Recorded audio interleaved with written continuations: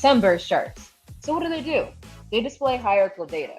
This real-life example provides a breakdown between different states, what activities were done in these states, and details about them. In 5 minutes, we'll cover the steps to format your data, challenges to watch out for, and some formatting tips. Let's create that Sunburst. This is B-Tech Inspired.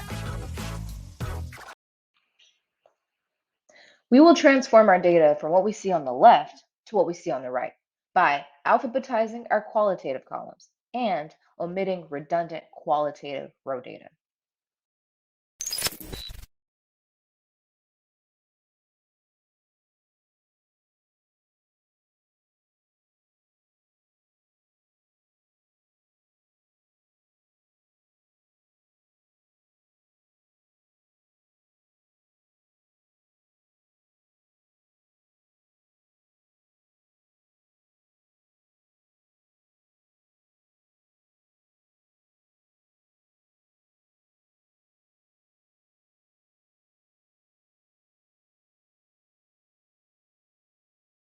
So what to watch out for?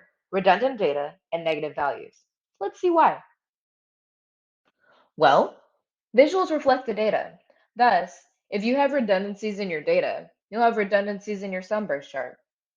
Instead of us aggregating the Las Vegas to Denver flights, we have 2 separate legs, as reflected in the table.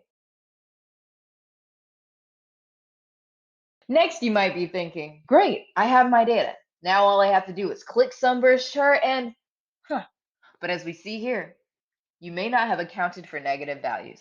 Here's how we get around that.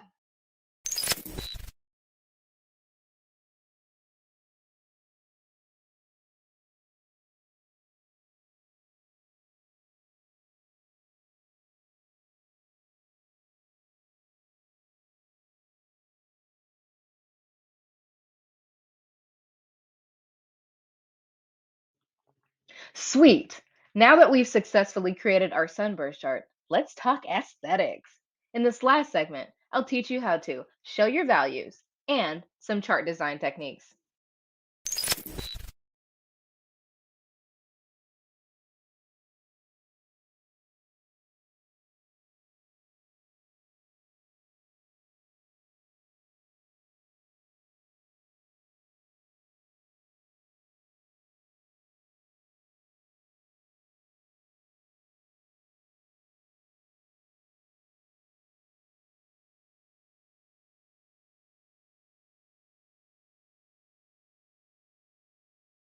Certainly, we can select prefix chart designs, but if you want to customize your chart to make it more intuitive, here are some pro tips. To color the visualization into segmented layers, think about the Sunburst chart like an onion, starting from the inside out. Conceptually, we are steering our users from the largest segment to its individual parts.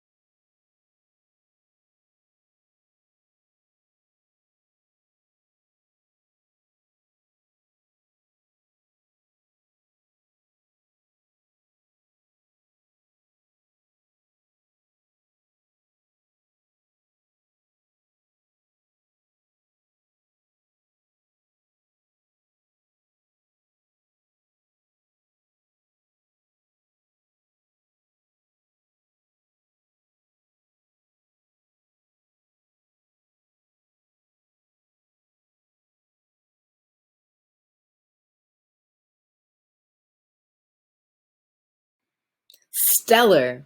We just covered why Sunburst charts are insightful and how to use them, as well as how to create an impactful and intuitive visualization, and learn some things along the way.